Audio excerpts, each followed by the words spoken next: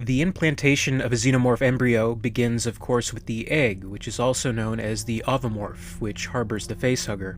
Although the facehugger is the first active being in the process of fulfilling the alien life cycle, it is believed that the ovomorph itself is sentient, playing its part in the progression of the alien species far beyond simply being a lifeless vessel from which the facehugger emerges. However, the ovomorph's relationship with its ecosystem may prove to be more complex, possessing its own central nervous system at the base, linked to a network of thermo- and pressure-sensitive veins that run across the outer surface, which allow the egg to sense when a host is detected close by, working through a symbiotic relationship with the facehugger inside, signaling the opportune moment to attack the host once opened.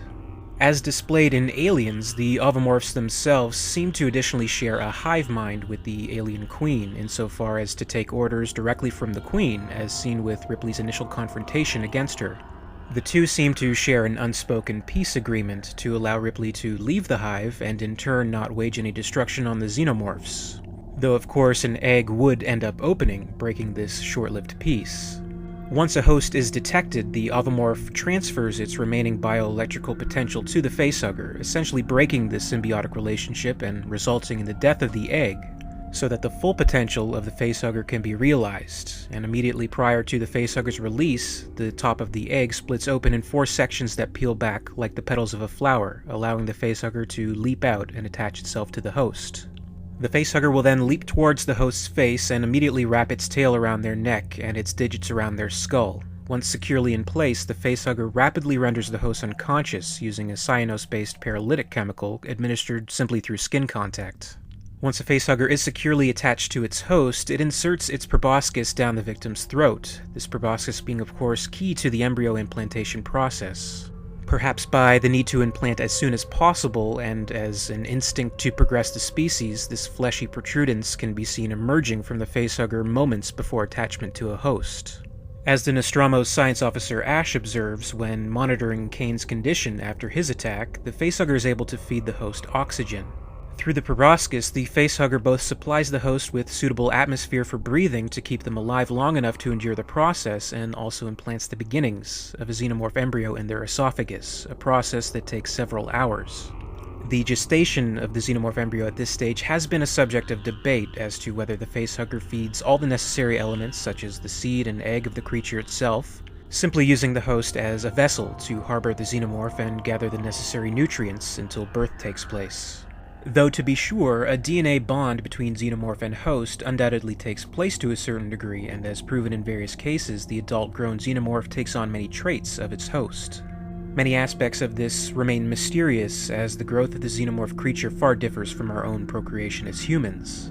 The most commonly held belief, though, is that the facehugger deposits a tumor inside the host's chest cavity, consisting of specifically tailored cancers that bring about a restructuring of the host's cells. Essentially, the facehugger inserts a malignant growth that causes the host's body to assemble the chestburster at a cellular level from its own biological material. LaSalle Bionational, a biological research and development corporation within the extended universe, has researched this aspect and has outlined the following. Once the embryonic alien, commonly known as a chestburster, has been implanted within the host organism, a remarkable system of chemical restructuring takes place. The gestating alien absorbs organic material from the host, breaking it down at a molecular level and forming new compounds. All organic molecules are based on long-chain hydrocarbons bearing different activating groups. The carbon units are disassociated from their existing compounds and are then recombined into crystal lactites, which are used in the formation of the creature's hard bodily structures. The freed H-positive ions are combined with surplus sulfate and nitrate groups to form the powerful acidic compounds which have previously been regarded as the alien's blood, although our research has proved this term to be unhelpful. Given the results of the black goo's contact directly with humans, and xenomorphs being an offshoot of the chemical, a potent harnessing of the mutation and creationary abilities wouldn't be out of the question for the xenomorphs. For this gestation to take place and to finally result in the newly born alien bursting from its host's chest, usually a period of 24 hours is required. Though in some depictions this process is either accelerated or elongated depending on the host itself and the type of facehugger.